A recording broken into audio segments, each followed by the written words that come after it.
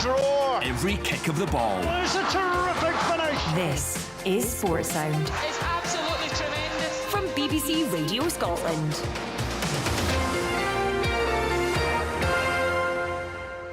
So 4-1 for Celtic against St Johnstone, still playing in Paisley. In fact, the final whistle is just about to go there. We'll get to Cammy Bell in a second. Just in terms of the lower league score lines for you this afternoon. Kelty Hearts 1, Dunfermline 1, 72 minutes played. FC Edinburgh 1, Peterhead 0, half an hour played there. That's 2 games in League 1 and in League 2. Dumbarton have a 2-0 advantage over East Fife with 71 minutes in the clock. Real drama there. Actually calamitous at the end in Paisley, Leanne.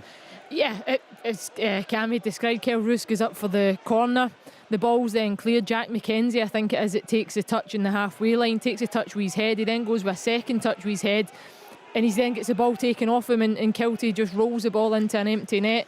From a fair distance out, I would need to say, but it's an easy goal in the scale of things. And a real poor afternoon from Aberdeen. You know, I think Jim Goodwin's got to look at his players this afternoon. Anthony Stewart's let him down badly.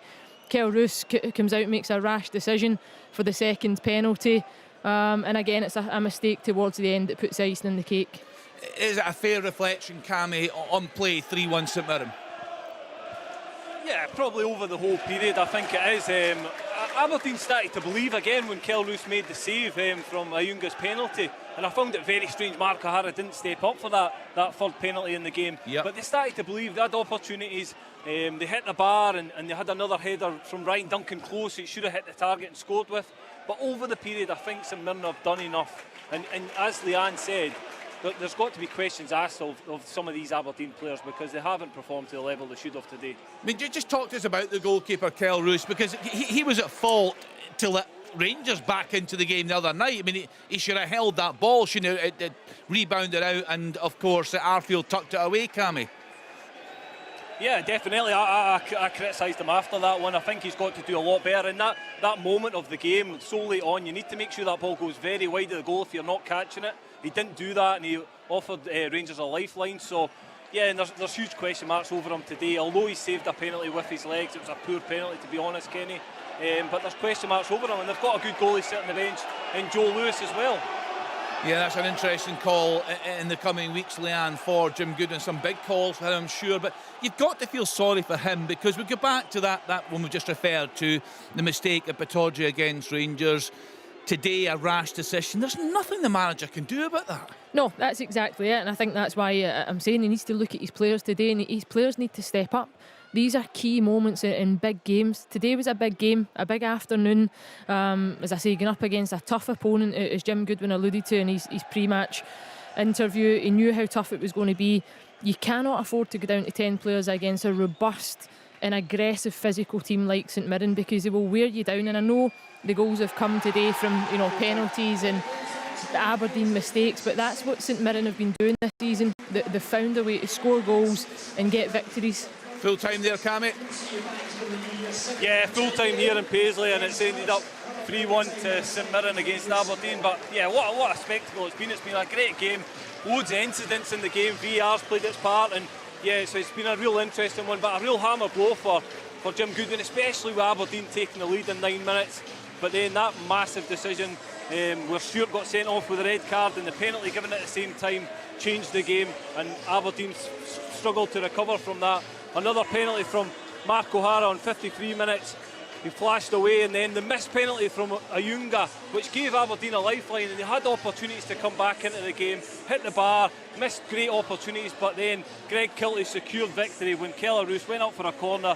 Greg Kiltie found himself in loads of space with an open goal and finished it. But for me, a deserved victory for St Mirren. It's ended up St Mirren 3, Aberdeen 1. Thank you to Cammy Bell live there from St Mirren Park. So Saints are in 6th in the table, 24 points. They're just a point behind the Dons, but have 2 games in hand. It's been a great season for Stephen Robinson. Who can forget the start they had in the League Cup?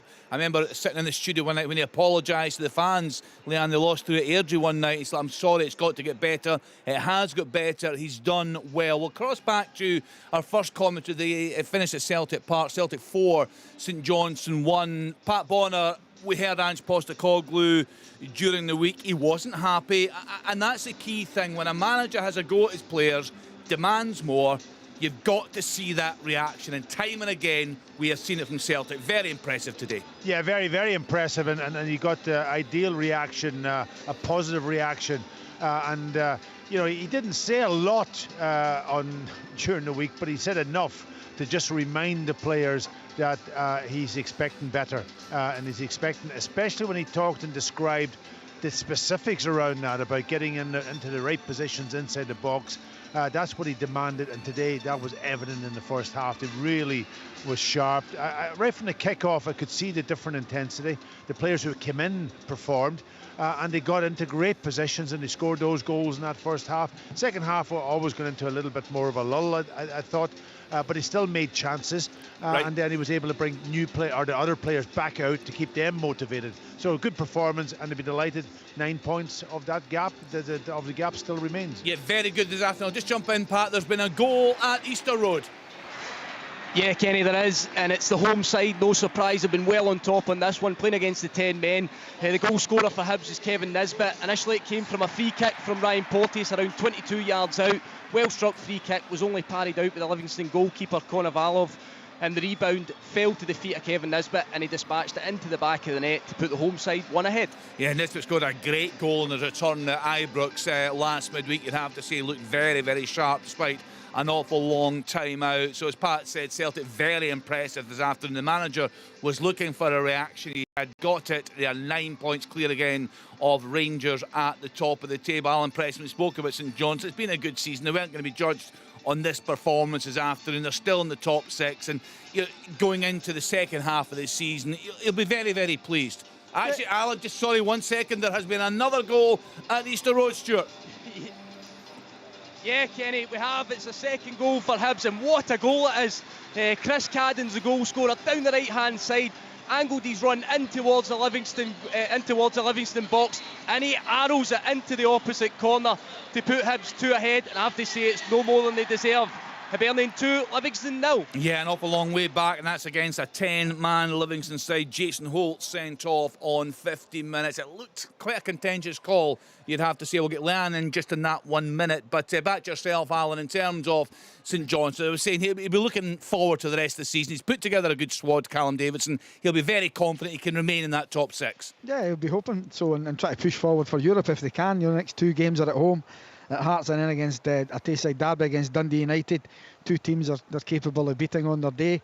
They've got a really good squad. This is always going to be a difficult game for them, and they work their socks off. But Celtic are different class, Kenny. Absolutely brilliant. They'll beat most teams, if not all the teams in Scotland on this form. They were magnificent. But St Johnstone will go away, lick their wounds, and get ready for that game against Hearts next week. It'll be a tough one for them, but they're more than capable of beating them. Thankfully, they've not picked up any injuries. It looks like they're all out there. Nicky Clark will have a big point to play, but Stevie May and another goal for him again today. He's on some good form, and Callum will be hoping that can continue going forward. OK, thanks to Pat and to Alan. Have a great Christmas. They brought that game to us from Celtic Park. 4-1 for the home side this afternoon. A double for Hatate, a double for Kyogo. David Turnbull was sent off in 96 minutes. Dre Wright with a goal on 67 for Saints. So Celtic 9 points clear at the top of the table. St Johnstone in 5th spot on 24 points from their opening 18 games. So just to wrap things up, we'll hear from Ange Postecoglou hopefully at half-time in our commentary game that's coming from Tannadice this afternoon, and we will hear from Callum Davidson later in the programme. But just in terms of Aberdeen, you watched them this afternoon, Cam. You're critical of the goalkeeper and actually individual mistakes throughout the side. What's your overall assessment of the squad? Because we've been very complimentary of the recruitment that's been done by Jim Goodwin. Yeah, listen, I agree with Willie. They're playing better football. They're more exciting, but ultimately it's results-driven, this business. So the fans weren't happy after the game. Jim Goodwin obviously went over to applaud them and the support that they brought down to Paisley today, but they weren't happy, and they showed Jim Goodwin that. So they need to start winning games of football. That's ultimately, I totally agree with Leanne, that big moments, and the players need to take responsibility. Stuart today, for me, he had the warning signs 2 or 3 minutes before, gave the ball away slackly, And again, then he dwells on it, and Ayunga takes it off on penalty, red card, and it's an uphill battle for Aberdeen after that. But yeah, I think that the players need to take a little bit more responsibility in what they're doing on the pitch and concentration-wise, and need to start delivering for Jim Goodwin, because ultimately they're not picking up the points they should be.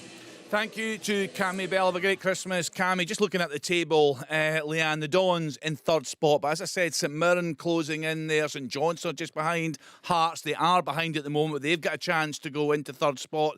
Hibs will go up to 26 points. That'll be above Aberdeen. Sorry, 23 at the moment. So it's all very congested around the middle of the table. And concerns for Jim Goodwin.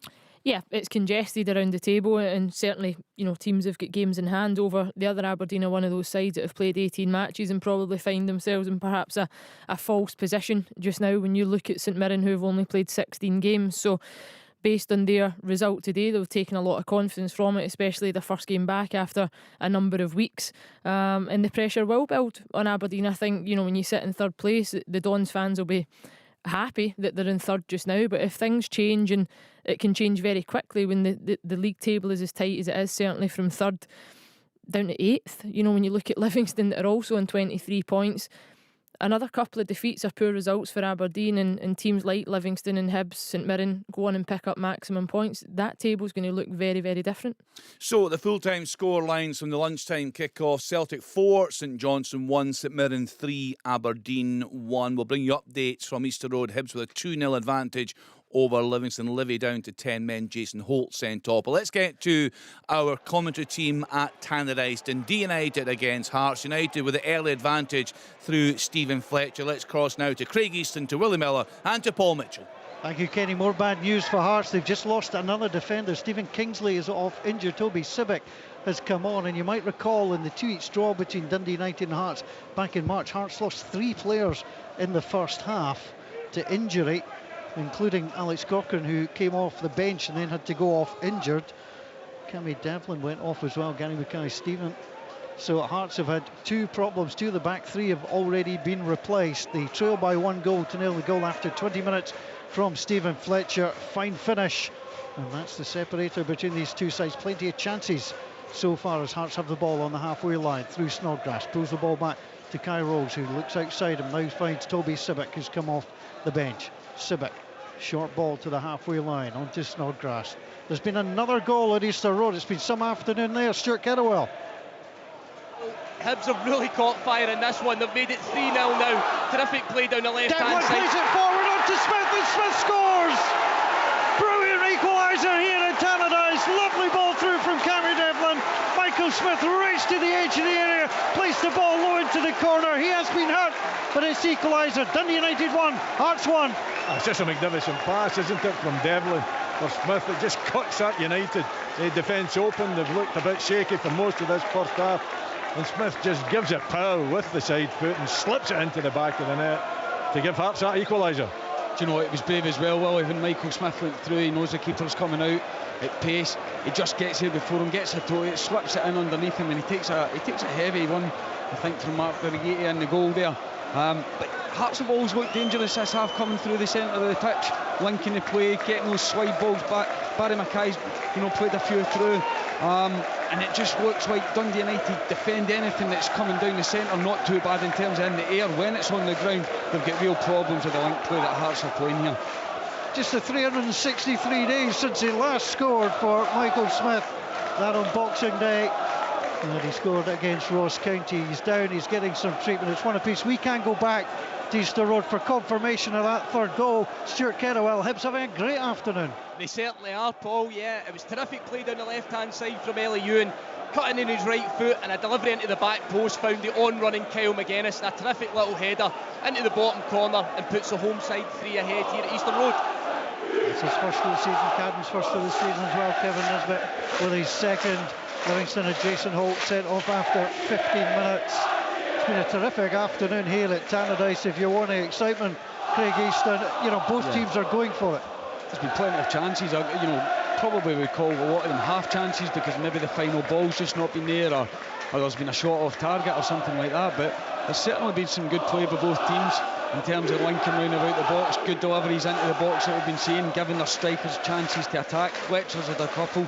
header, diving header and an overhead kick. Up the other end, Warren Shanklin probably took a touch when we thought he was just going to smash it into the net. So yes, there's been chances, it's one each, but it could quite easily have been 2 each or a 3-2, something like that.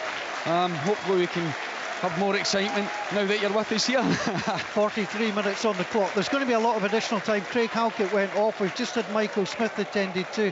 Arnold Doom needed some treatment as well. Plus we had 2 throw-ins early in the game from Kieran Freeman, which seemed to take about half an hour to come in. So there'll be some additional time there. What are we talking about, 10-15 minutes? Oh, at least. 2 minutes to half-time, then we'll see what the board of the fourth official, Graham Granger, holds up. We've been used to that in the World Cup, so we'll just continue with it. Both these sides in their away kits this afternoon. Dundee United all in black, Hearts are white jerseys, maroon shorts, white socks, as Stephen Fletcher sees the long ball come towards him. And he just gets a little head flick through onto Craig Gordon. Stephen Fletcher really enjoyed his goal. He hit the volley, zinged its way into the corner. He just stood arm either side, taking the applause from the Dundee United fans. Looked like he does that all the time. It's been interesting, Paul, because the both back threes have actually struggled in different ways. United back three seem to struggle with the little intricate passes that Hearts are trying to play through them, and Hearts are actually just struggling when United be direct, play that longer ball. They got their goal from BH, just playing a hopeful ball over the top for Stephen Fletcher, and the kind of sixes and sevens. The other chance was an early one from Levitt, so it kind of looks like Hearts struggle with that, Fletcher being up against them and being a little bit more direct, and United back three are struggling with the passing.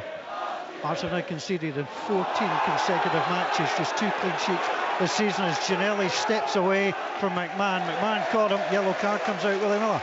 Oh, it's a yellow card all day. McMahon doesn't time his tackle at all. He's late with it on Ginnelly. Ginnelly just with the pace and the little touch ahead of him, and McMahon comes in, takes him out of the game, and the referee's an easy decision for the yellow card. Our referee's Colin Stephen taking charge of this one this afternoon, assisted by Douglas Ross and Andy Milne. Here comes the board for the fourth official. 7 minutes of additional time to be played. And the ball comes across onto Cochrane. Cochrane inside his own half, onto Kai Rose. If you're just joining us, Hearts have lost 2 of the back 3 to injury. And Civic is on as Kai Rose. Craig Halkett starting back-to-back games for the first time since August. Injured just inside the first 2 minutes. Stephen Kingsley off as well as Snodgrass releases Devlin. Devlin goes down under the challenge of Dylan Levitt. That's a free kick just inside the centre circle. Dylan Levitt looks at the referee, but there's no real complaint.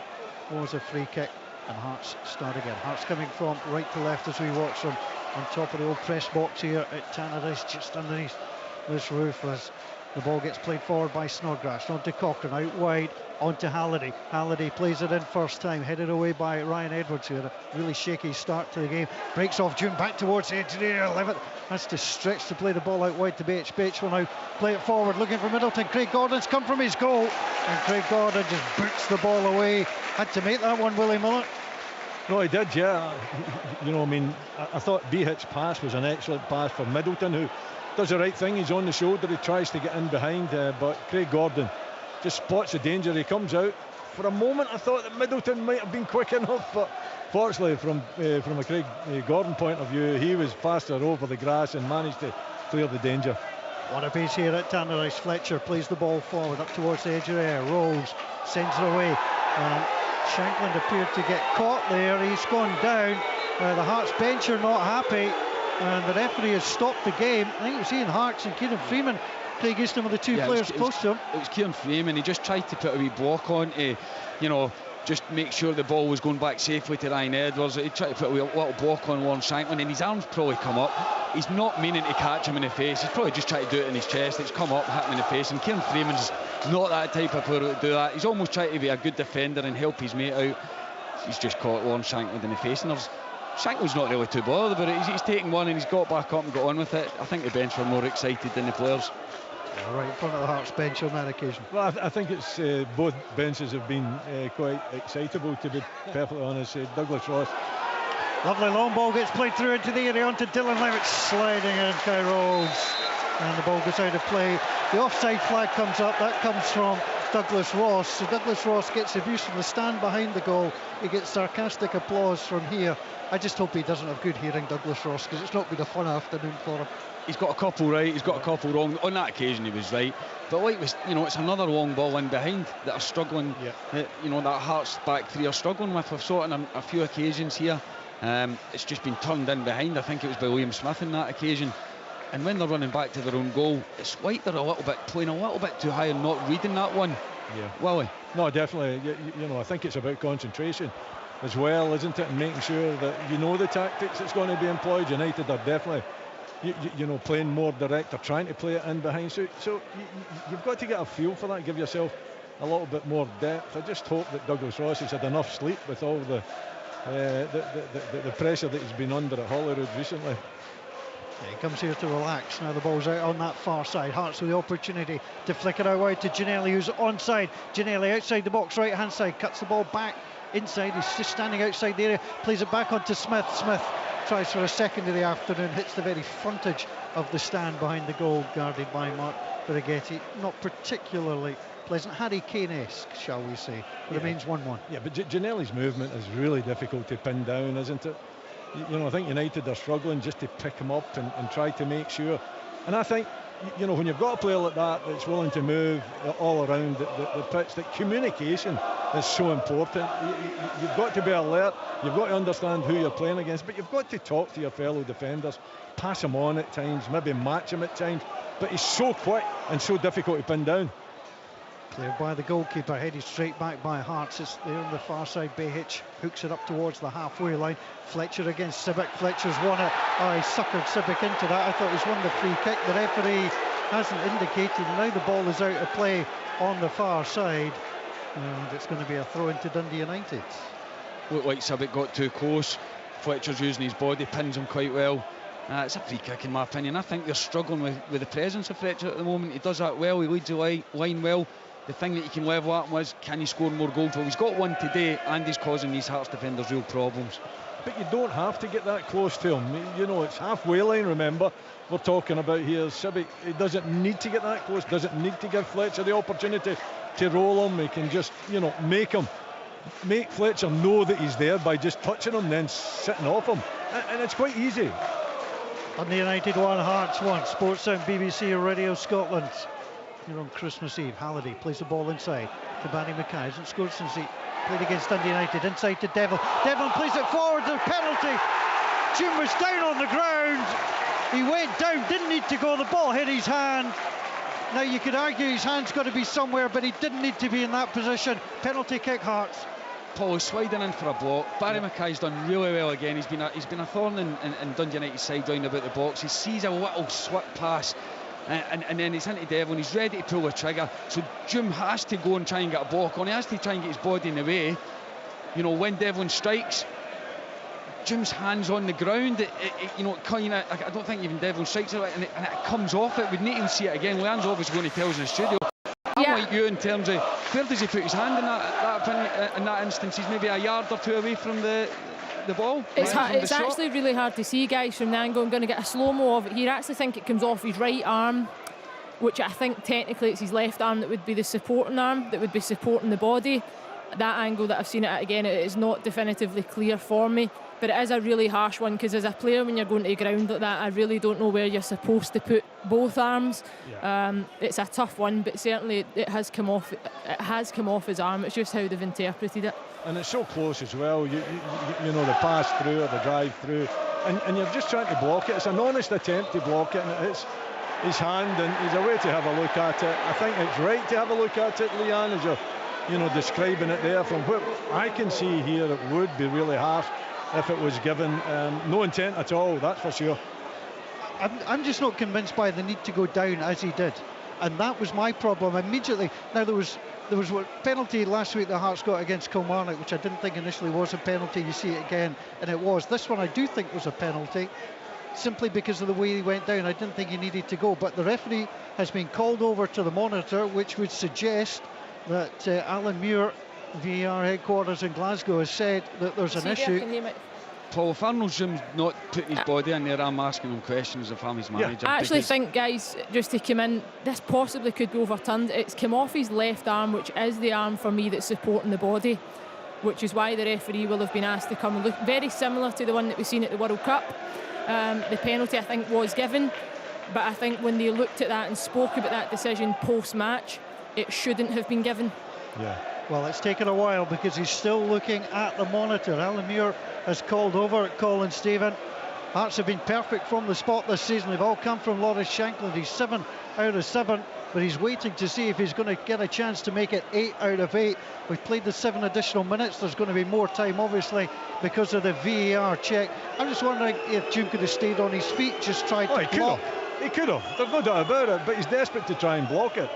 There's nothing wrong, Paul, I don't think, in trying to, you know, make your body a little bit bigger and go down to the ground like that when it's at such a... Here we go. Here we go. No penalty. Andy Halliday is furious. He is yelling at Colin Stephen. Lawrence Shankland puts the ball high in the air. That's the right decision for me. I think he's made an honest attempt, and Leanne's cited the instance in the World Cup, and if they've learned from that and if there's been something taken from that to make a better decision, this is what it's here for. This is what VAR is going to be used for. Setting precedents, learning from them, looking at them. And like you said, like, you know, I get what you're saying, Paul, with Zoom, but see when Cammy Devlin takes that touch outside his body, Zoom's now at half a yard away from him, so if he stays up, he might get blocked him. If he slides, he might just get that ball when he tries to curl it, you know. So I would like him to do that for me if I was his manager. Well, Andy Halliday's been booked. He's utterly furious at the decision of the referee, so no penalty. That's been overturned. Goodness knows how long we've got left. It's 3-0 to Hibs at half-time at Easter Road. We've now got 54 minutes on the clock, and Mark Berighetti's going to play this away. The thing is, as well, as soon as VAR asks the referee to go and have a look at it, they're putting a doubt in the referee's mind. And as yet, and correct me if I'm wrong, a chance now though. Ball played right through the middle. Picked up by Middleton. Middleton inside the area. He's trying to go on the outside. Plays it back to Freeman. Freeman gets it in. There's a shout for handball. That's not going to be given as the ball gets sent away by Andy Halliday. The ball drops down onto Hearts. Hearts heads it out of play. 55 minutes now on the watch. We could be here a while. Yeah, I think we're going to get a few more minutes in this game. But do you know what? It's been entertaining, Paul. So I'm not too disappointed if we get a little bit more of this. Andy Halliday goes into the book, as I mentioned. Colin Stephen, certainly giving him the benefit of the doubt. You can understand the player's frustration. I mean, you still can't talk to the referee like that. Long ball played over the top, headed away by McMahon. Drops into the centre circle. One apiece here. Hearts felt they had a penalty, overturned. Here comes Liam Smith, who scored in this fixture last season. Here's Middleton. Middleton drifting from the right-hand side this time. Clips it out to the Aussie Behic. Behic round the corner onto Fletcher. 30 yards from goal. Turns, plays it back out wide onto Behic. It's going to be Behic against Smith. Smith takes him down. That's a free kick. Clumsy one there by Michael Smith, the Hearts goal scorer. It's clumsy and it's just poor defending. Just absolutely poor defending. You know, not trying to manoeuvre Behic to a position where they can actually defend against him and just diving in when he's no chance. He's got absolutely no chance of getting the ball there. It's under control with Behic. He's in control of the situation. The defender is not. You know, I don't think it's a yellow card, but it's a definite foul. Yeah, and it's, as is Behic, he's been very positive this half. He's taking, you know, his good form at the World Cup with Australia, and he's going forward. He's getting down the line. He's testing people 1v1. He's causing them problems down that side.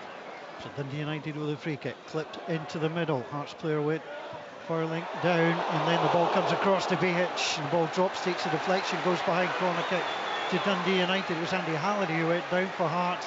The referee just has a look, but it's certainly a good effort from Behic, and it's certainly another Dundee United corner. It's not too far away, and I'll tell you what, Craig Gordon is not getting it. He's not moving. There's just so many bodies in front of him. It comes out there. Behic hits it. He doesn't hit it with a great deal of power, but it comes through all the bodies. Corner into the middle. Another Hearts player goes down. It was Cochran that time. He's been cleared. Back onto Levitt. Drives the ball into the middle. Craig Gordon gathers.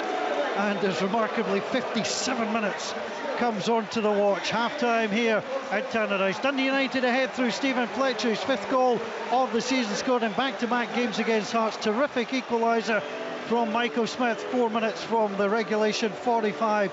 Hearts had a penalty, but it was overturned by referee Colin Stephen. Plenty to talk about. Half-time here. Dundee United 1, Hearts 1. Football from Sports Sound. Brilliant drop of the shoulder! From BBC Radio Scotland. There's no substitute. Join me, Katie Tunstall, as I play the songs that have helped shape my life. In the middle of the road, yeah! I'm about to take you on a journey. It's just you, me, and the tracks that I hold closest to my heart. Everything from Bon Jovi to the Beastie Boys, flags in the sand of my life. Discover who has inspired me the most and the music that makes me tick.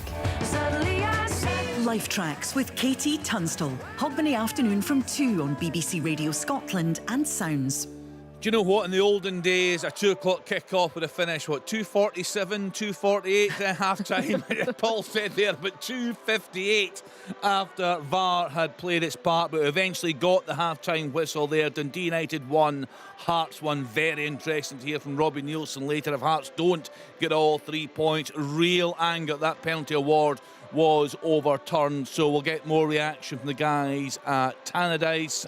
The full-time score lines from earlier on: Celtic 4, St Johnstone 1, St Mirren 3, Aberdeen 1. In League 1 it finished Celtic Hearts 1, Dunfermline 2. The Pars coming from behind there at half-time. FC Edinburgh 1, Peterhead 0. John Robertson with that goal. And in League 2, just the one game there today, it's just finished. Dumbarton 2, East 5-0. Let's then get to Easter Road. Lots of talking points there as well at half-time. Stuart Kettlewell. Yeah, thanks, Kenny. I'll try and get through this as best I possibly can. It's been some 45 minutes. It really has. The best I've seen Hibernian all season by far. They started the game incredibly well. In the first 3 minutes, in fact, in the first 12 seconds, they probably should have been one ahead. An opportunity created by Johan, and Kevin Nisbet just couldn't go on the end of it. In 3 minutes, they had another opportunity. Kevin Nisbet clean through and goal, but a smart stop by the Livingston goalkeeper, Konovalov. In 11 minutes, Livingston themselves had an opportunity where Bruce Anderson broke free from the Hibs defence, a ball over the top, got inside the penalty area, and there was a real claim from him for a penalty. Paul Hanlon looked to me as if he'd recovered well to try and get a blocking challenge in and deny the striker a goal. But certainly the striker felt that he had a real claim for a penalty. But the big talking point was in 15 minutes. Jason Holt went into what looked like to me a fairly innocuous challenge in the middle of the park. It was a challenge on Kevin Nisbet. The referee immediately came over to the situation and brandished the red card. On first view, Kenny, I felt it was extremely harsh, maybe a yellow card, but I certainly felt that the midfielder made contact with the ball. But nonetheless, Livingston were reduced to 10 men on 15 minutes. Just not long after that, Hibs had the ball in the back of the net again through Kevin Nisbet, but it was ruled immediately for offside. But the game really caught fire in 33 minutes. Hibs went 1 up, and it was a Ryan Porteous free kick from around 22 yards. Was well struck and well saved initially from the goalkeeper, but he could only parry it out to the feet of Kevin Nisbet, who stroked it into the back of the net to put the home side 1 ahead. 2 minutes later, and Hibs made it 2-0, and it was a fantastic goal. Chris Cadden, beautiful run down the right hand side, angled in towards the goal, and he struck it with his laces right across Konovalov in the Livingston goal again, and arrowed it into the far corner, as I say, to make it 2-0. And just 5 minutes later, they were able to make it 3. This time, really well worked by the player of the half for me, and that's Eli Johan. Terrific work down the left-hand side, chopped in his right foot, and whipped a beautiful delivery towards the back post. And Kyle McGuinness, who's also been impressive, ghosted in to make contact with the cross and nod it into the bottom corner. That made it 3-0. This is the 6th game, Kenny. Just having a wee look through it, it's the 6th game that Hibs this season have played against 10 men. I think maybe only once they drew against Rangers, if I'm right in saying that, and the rest of them they've won. They've really taken advantage of it, but again, I must say they were the better side when it was 11v11. They've been impressive, and this is much needed at half-time. It's Hibs 3, Livingston 0. Thank you, Stuart. And I have to say, Leanne, Stuart cast out of that. He thought perhaps a yellow card for Jason Holt on 15 minutes. We've watched it several times in the studio. We've not had a great angle, but it does seem harsh. Seems harsh, yeah. I couldn't definitively say that it is not a red card, but from the angle that I've seen, for the amount of contact that Jason Holt gets in the ball, it's almost a kind of loose pass that's stabbed into the middle of the pitch. Jason Holt gets there first, goes to ground. For me, his studs are not shown. He's poked a toe at it to make sure he gets the contact on it, and as he comes through, the challenge. That's where the contact then lands on Nisbet. To me, it looks like it's maybe the top of the foot, perhaps the ankle, but as I say, I've not seen an image, I've not seen anything close enough to say that that was exactly it. I thought it was a fair challenge. I thought he was looking to play the ball, and it really does change the game. I know Stuart has said that Hibs were the better side, 11v11, but it's only 15 minutes into the game to go and lose and go a player down at that stage of the game. Hibs then really get a stranglehold in the match, and they've been excellent middle to front. Hibs really aggressive, some top performances, as again Stuart mentioned. McGuinness getting on the score sheet as well. I think Nisbet, you alluded to it as well, very sharp. Scored a great goal that night, Lan, after a long spell out. Yeah, no, absolutely, and he's a top player, but he looks to me as if he's come back fitter and stronger than he was even before he got injured. So it's good to see, because he's a player that I really do rate, and certainly a Scotland international that you want to see back to his best. Yeah, to another player I really liked, he was great that night at Ibrox. What an engine. Chris Cadden on the score sheet today as well. Goal. Yeah, lovely goal up and down that wing. Very, very good player. As Stuart said, Hibs cruising there, 3-0 against 10-man Livingston at half-time. Let's get back to our commentary team then at Tannadice. Lots of talking points for you there also, Paul Mitchell. It's been terrific, Kenny. Dundee United 1, Hearts 1. Hearts losing Craig Halkett after just 2 minutes. Injured, just trying to escort the ball back to the goalkeeper. Middleton was behind him. He slipped and went down, and he had to be helped down the tunnel. Hearts with a couple of early chances through Lawrence Shankland. He should have taken a touch and got round immediately, but instead he took a touch, went all the way round and tried to pull the ball back, wasted that chance. Dundee United with pressure from a corner. Middleton forced a save from Craig Gordon, but the goal came after 20 minutes for Dundee United. Behich with a long ball forward. Fletcher ran on. Kyle Rolls was with him. He seemed to stop Fletcher just to allow himself to get his feet in the right place, and he hit a volley from 20 yards. We've taken a slight nick to get past Craig Gordon, but it was an excellent effort. Josh Ginnelly on the half hour nearly equalised for Hearts. Lovely curling effort after being invited to step inside. He scored in the last 2 in this fixture. But Hearts got level, 41 minutes. Beautiful ball played through by Cammy Devlin into the box, and Michael Smith driving in for his first goal of the season. Sent it right across the goalkeeper, low into the corner. Hearts have also lost Stephen Kingsley. Toby Sivic's come on for him. Hearts thought they had a penalty to go ahead. Devlin with a little effort at the edge of the box to slide it past June. June went down, for me, went down far too early, blocked the ball. The referee gave the penalty, but it was overturned by VAR. And then just in stoppage time, which was 12 minutes, Ati Behich sent a shot wide, was deflected for a corner. So Craig Easton, certainly plenty to talk about, and from a Dundee United perspective, a very positive performance. They've been lively, they've played with a lot of energy, Paul. I wasn't sure what I was going to get, you know, with being so long, since it's been a long layoff with the World Cup and coming back into it, but they've certainly come back with a lot of energy. Stephen Fletcher's been excellent in terms of holding that ball up, and they have been a little bit more direct than Hearts have been. They've been maybe trying to play through, so they've got down the sides. They've put the back three from Hearts under pressure. It's obviously changed throughout the game, so there kind of looks a little bit of confusion in there at the moment, and Dundee United have taken advantage of it. There's been a couple of chances we've been talking about before the game. Stephen Fletcher was sitting here on 4 goals, and the difference there between Hearts and Dundee United, Shankland's on 13, and they've got 4 wins more. Fletcher scored today, and he's looking like a real striker. I think that's the difference today, and he's used a lot of help from Glenn Middleton, Ian Hearts, and the midfield's been lively as well. I still think that when Hearts are getting in the flow and playing those nice little touches round about the box, that Dundee United struggle at the back.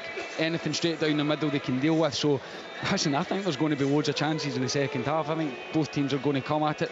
Hearts will feel aggrieved regarding the penalty, but ultimately I think it was the right decision.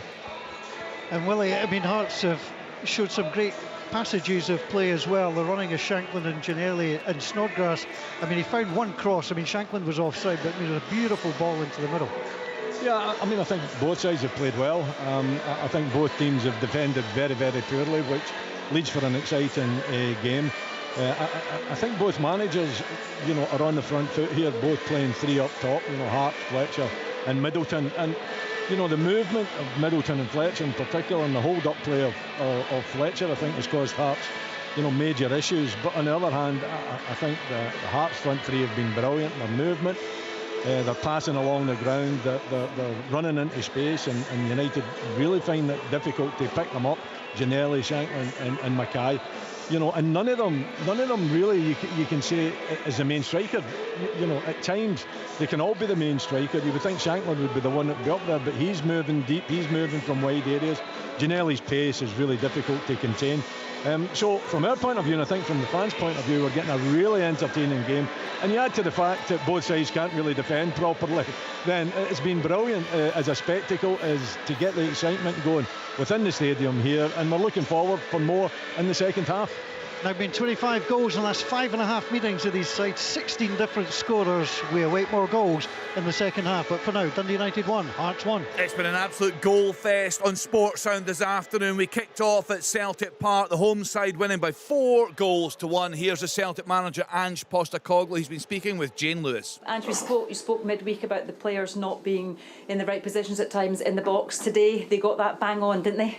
Yeah, they did. Credit to them. I mean, it's one thing me sort of pointing it out and giving them the information, not just me, the whole coaching staff, but they're going to be willing to take it on board, because it'd be very easy for them to sort of be resistant due to the fact that we're playing some good football and winning games. But our role is to try and keep improving them and pointing out areas we can be better. And we just looked a lot more hungry in those areas today. When the ball's in wide areas, we've got bodies in the box, and with a real intent and purpose to score goals and put pressure on the opposition. And I think we got the rewards for it. Yeah, was that the most pleasing aspect, that they picked up on that message from midweek and carried it out? Yeah, look, I mean, it's again, like I said, that's our role, but it's got to be receptive on the other side with the players, and they're a really hungry group of players. I've never at any stage have I felt like complacency is creeping in, or they feel like they don't need to do more. They're almost demanding it of us that we continually push them to be better, and they took it on board, and they got the rewards today.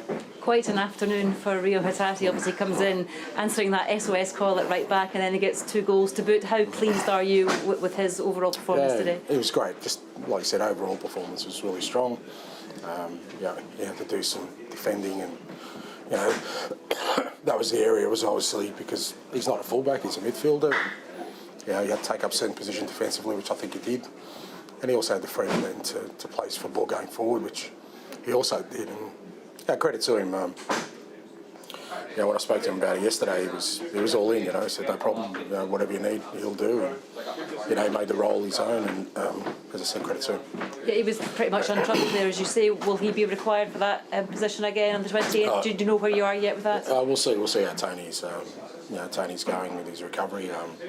Obviously, there's a bit 1 day extra break with this game, so got 4 days. We'll get Josip back in post Christmas as well at some stage. But again, he's probably won't be ready for Hibs, so we'll decide closer to it. Interested to get your position on the red card at the end of the game for David Turnbull. I saw you kind of shaking your head down at the touchline. What's your feeling on the actual incident and the process as well that it went through before the red card was shown? Look, 2 separate things. The incident, well, it's hard for me to tell. I thought it was addressed at that point by the referee with a yellow card. I didn't see. You usually get a good reaction from the players as to how serious or intentional it was. I don't think it was intentional at all, to be fair, with Bull, and it's dealt with. It's a yellow card now, obviously with VAR coming into the game, other people are now looking at it and making decisions. I think the goalkeeper was getting treatment for a good 3-4 minutes. I don't know why the referee just couldn't go over the screen then and do it, rather than sort of wait till the goalkeeper's up and running and then we go. It just took too long. I've seen a lot of things in my time covering football, and I don't think I've ever seen a sign asking for the manager's jumper or tie. But we saw that today at Celtic Park, and you obliged the young lad. It's Christmas. Yeah, to be fair, it wasn't a sign for my jumper. It was for one of the players, but the player had already gone past, so I thought I'd spread some Christmas cheer. Hopefully, it's a worthy sort of substitution for what they really wanted. But yeah, look, it's Christmas time, and our supporters are really important to us, and around this time of the year for everybody, I guess. You want people to be sitting around the Christmas table, counting their blessings and hopefully with a smile on their face. So it was good to give a couple of items over, but I had to stop there. Good stuff. Happy Christmas when it comes. Yeah, thank you. Yeah, I did wonder when I saw the pictures coming in of Ange Postecoglou getting interviewed, and he was just in a shirt on a day like this. As you were chatting about this and off the ball earlier, Tam was asking, can you buy these jumpers? Apparently they are on sale in the Celtic superstores, so they're quite the rage apparently. Ange Postecoglou very pleased with his side today, beating St Johnstone by 4-1, a double from Hattati, who played it right back this afternoon, and a double from Kyogo. He referred there to the David Turnbull red card. It took an eternity, as he said. He was sent off in the 96th minute. Dre Wright with the consolation for Saints on 67 minutes. In the other game that kicked off at 12:30, a great win for St Mirren, beating Aberdeen by 3-1. A fantastic goal from Matty Kennedy to open the scoring in 9 minutes. Then Mark O'Hara's penalty came off the post, but it hit Kelly Roos in, so that's down as an own goal. That after Anthony Stewart was sent off. O'Hara again to the penalty spot, made it 2-1. For some reason, Ayunga took the third penalty. That was saved in 64. Greg Kiltie wrapped up the points on 95 minutes. In League One this afternoon, we brought you the full-time scoreline. Dunfermline 2-1 victor away at Kelty Hearts. The Pars 4 points clear at the top of the table after 58 minutes. FC Edinburgh have just gone 2-0 up at home to Peterhead. And in League Two, Dumbarton 2, East Fife 0. That a full-time scoreline. They are top of the table, 4 points clear. Let's get back to Easter Road. Very, very impressive, the home side in that first half, Stuart Kettlewell. Yeah, they were, Kenny. They were excellent. Really, really good. And it would not be a surprise to you to see the same 11 coming out and much the same kind of flow to the game. Hibs totally dominating the ball, playing inside that final third of Livingston. One change for Livingston at half-time. They've tried to see if they can get a little bit more energy into the middle of the park. So Stephen Kelly came off and Stephen Omiyonga has replaced him. But Kenny, if I'm being honest with you, I can't see anything else other than Hibs adding to it, which they've just done. It's from a short corner. The ball's whipped into the front area, and it looks as if it's McGuinness who's got his second of the game. He gets across the front area in the box. It's a kind of low-flighted ball into that front area, and just a little glancing header back across goal. Lovely finish. And do you know what, Kenny? I'm absolutely delighted for him. There's a couple of good stories in this, isn't there? Nesbitt coming back in and being that kind of focal point. But Kyle McGuinness is a player I've always really, really liked in Scottish football, and I'm delighted to see him back out in the park. And he's been outstanding, and he gets his couple of goals in this one as well. So, yeah, it's 4-0, and I'm going to be honest with you, it could really get out of hand here by the kind of confidence that Hibs are showing in this game, and by that creative edge that I think that they've lacked a lot of stages across the course of the season. Ewan's been terrific, McGuinness, Nesbitt, Josh Campbell's been excellent with his forward runs. They've been really, really good, and they thoroughly deserve their 4-goal lead. However, you have to say from a Livingston point of view, I think there'll be a few complaints for that red card, and it has been a big turning point in this game. Undoubtedly, Stuart, that red card changes the game, but looking at that goal back there, Livingston completely switched off. One player out for the short corner, delayed reaction, they don't get out and get two out to the ball, they don't pick up as the ball comes into the box. Good header from McGuinness all the same, but when we talk about a Livingston side who have been in a good run, they've picked up some big results, big performances, defensively very, very good and organised, they look to me as if they've thrown the towel in. Leanne, you know this yourself, when you go down to 10 men and you've made a couple of changes, sometimes those jobs seem to go out the window and players switch off. So as you mentioned, the short corner, when it's 11v11 and the starting players in the park, everybody knows their job, but there's now that the muddy... It could be anything. I mean, it could be anything this afternoon. I've been raving since the return of the Premiership. 15 goals in 4 games this afternoon. 2 have still got an entire second half to go. So let's get back to our commentary match. We'll hear more from Stuart at Easter Road, but our commentary game this afternoon comes from Tannadice. Paul Mitchell, William Levitt scores! Brilliant move! Ball was out wide on the right-hand side. Dylan played it across. Levitt hit it from the edge of the area, curling low into the corner. Dundee United 2, Hearts 1. Dylan Levitt starts a move and finishes a move. He actually started it back here with a lovely pass through to Kieran Freeman. It was like a diagonal on the ground. He fizzed it across to Freeman. Freeman takes a touch, plays it in, and then it comes to Levitt on the cutback. He follows it. He arrives at the edge of the box at the right time, like we've seen him do on so many occasions. Side foot finish into the bottom corner past Craig Gordon. What a goal from Dylan Levitt. He's got a bit of class. It's cultured, isn't it? Really, you know, he picks the ball up. He's not marked. He plays it out to Freeman. Freeman with the head up just returns the compliment to him outside the box, and he strolls onto it. He looks up, he sees exactly where he wants to place that ball. Little side foot past Craig Gordon into the near post. Magnificent goal, and what a start to the second half for United. Tremendous finish from Dylan Levitt. His 48th appearance, his 10th goal now for Dundee United across 2 seasons, a 4th of the season for the Welsh internationalists. And Hearts have it all to do once more as the ball comes forward up to the halfway line, on to Lawrence Shanklin. Dundee United unbeaten if they score first in the Scottish Premiership this season. That's just the 5th time they've done so. Hearts have got them back once. Can they get them back again? 2-1 Dundee United. Snodgrass has it on that far side. Hearts in the change colours of white jerseys, maroon shorts, white socks. Dundee United all in black. Both teams wearing away kits, as they have done right across the Scottish Premiership this afternoon. Toby Sibbick for Hearts. I'll run you through the teams in a moment. It's just been such a frantic start here. Here's Barry Mackay inside his opponent's half, twisting and turning, trying to go away from Dylan Levitt. Tries to then clip it up, looking for Lawrence Shanklin. Should be an easy take, and away by McMahon. It is forward on to Jim. Jim with a header towards Sibbick. Sibbick header straight on to Dylan Levitt. Levitt plays it long. The block off run. Cochrane made sure Middleton wasn't going anywhere, and the ball all the way through to Craig Gordon. Mark Birighetti is in goal for Dundee United. The back three of Smith, Edwards and McMahon.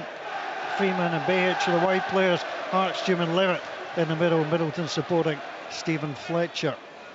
Ball out inside the Dundee United half to Michael Smith. Smith back on to Sibbick. Wears 21.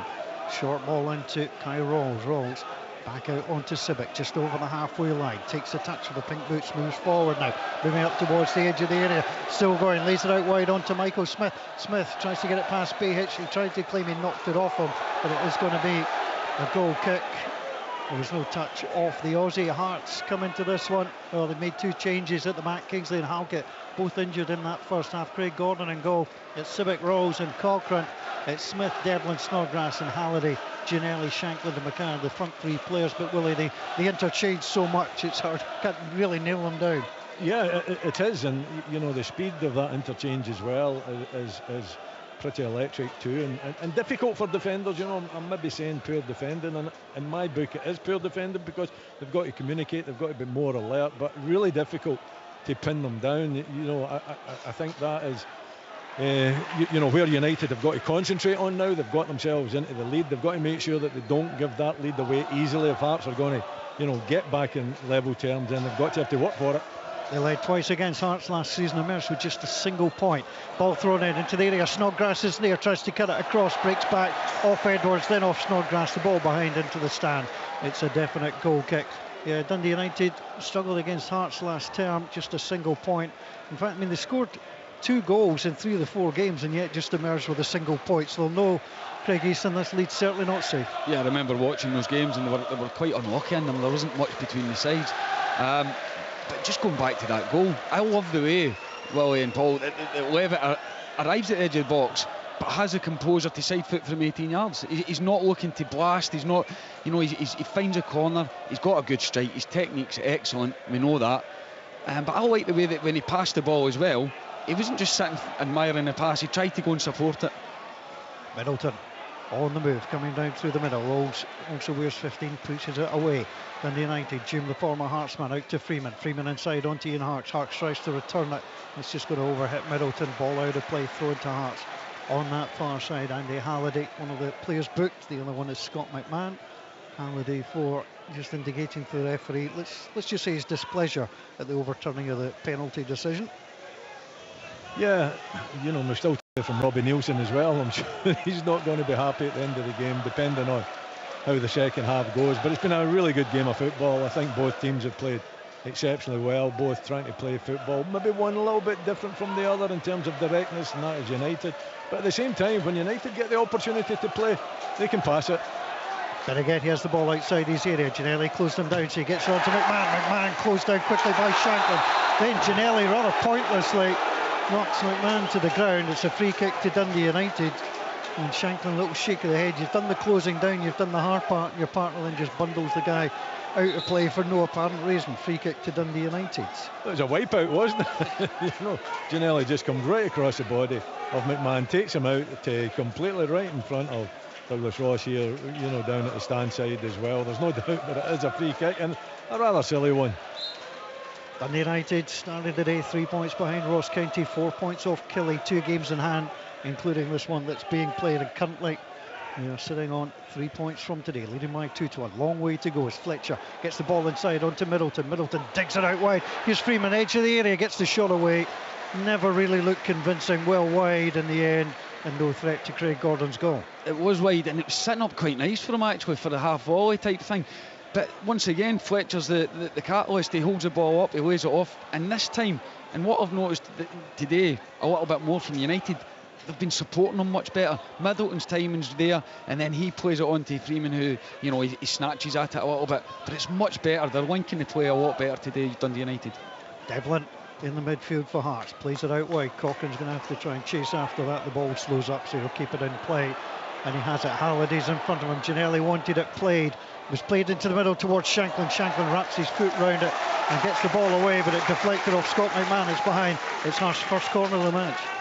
I like that bit of defending, Willie. So Lawrence Shanklin's made a really good run across the back of Ryan Edwards. McMahon's recognised it, and he's read the ball in, and he's really tight, and he's not allowed Lawrence Shanklin to get anything on the ball. I think he's unfortunate. It might have just come off Shanklin's toe, but really good tight defending in there. I thought so as well, but a good run from Shanklin as well, isn't it? Really dangerous run across the face of the defenders.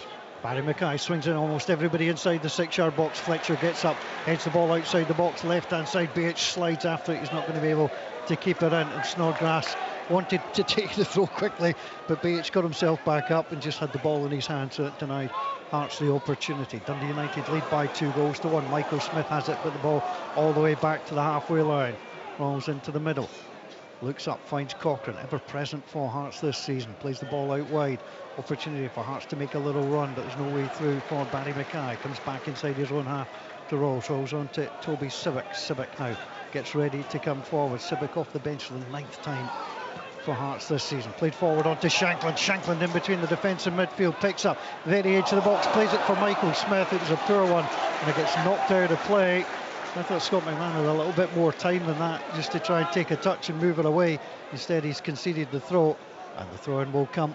10,224 inside Tannadice. Big travelling sport, good home support, making for a good atmosphere as the ball is thrown in, knocked out of play again by June. It's going to be a throw into Hearts, who trail at Tannadice by 2-1. Devlin being forced back by Behich. The two Aussie teammates gather, just pushing into each other. Devlin tries to get away. He was being pulled too often by Behich, and the free kick's given by Colin Staven, and the chance for Snodgrass to ping it in with that left boot of his.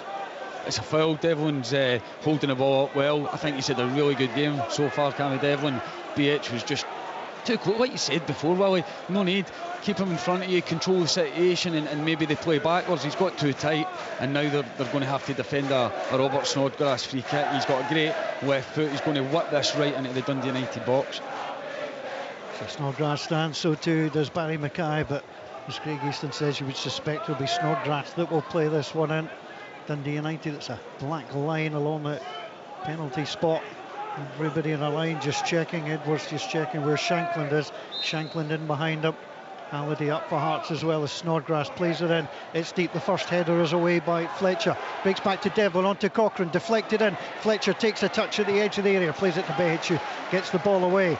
Breaks down to Barry Mackay just outside the centre circle, right hand side. Beautiful little ball into Snodgrass.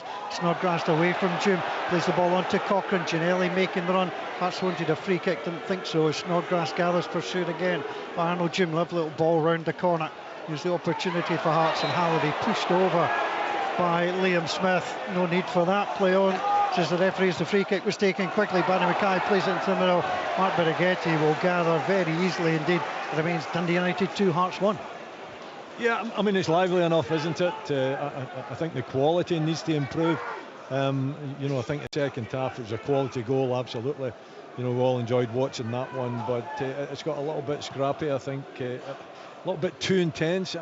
You know, you feel as though, you know, when you're defending a situation, you don't have to dive in, you don't have to push someone in the back. You know, that's happening too often. And when you've got a little bit of time, put your foot in it, get the head up and look for the pass. Dundee United have it, halfway line. Behich switches play up towards Fletcher. Fletcher wins the header, gets it out wide on to Freeman. There's a great little run here by Liam Smith, who scored in this fixture last season. He's got it at the edge of the area, drags it back. Middleton calls for it. Middleton, ball on the left foot, clips it across. Fletcher should score. Craig Gordon, what a save that is!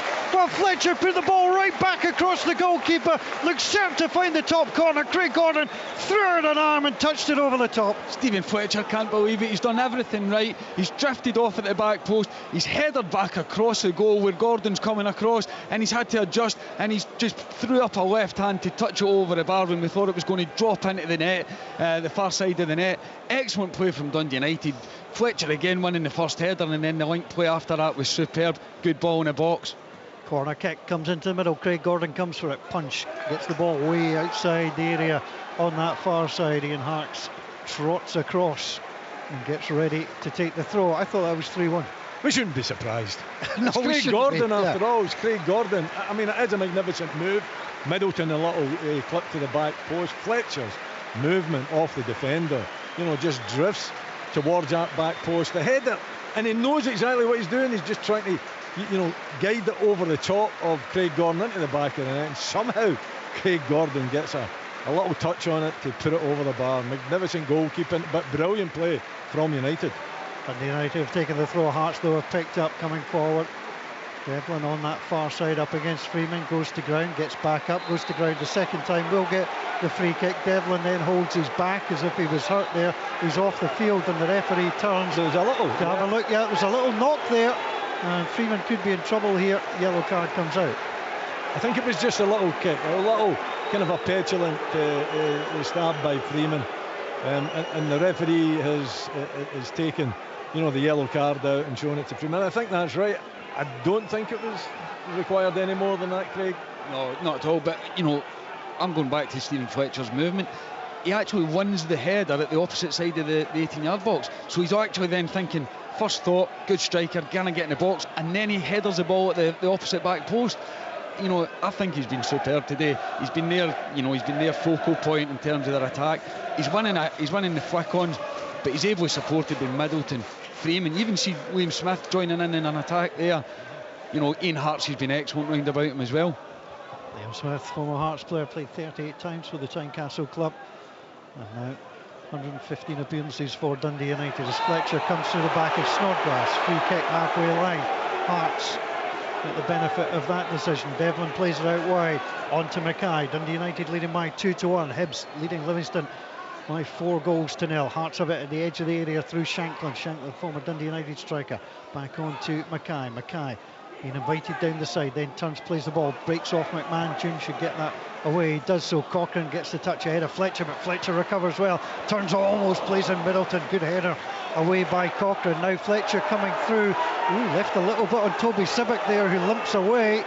Interesting to get the guy's thoughts on that as the ball comes out onto this near side, onto Smith.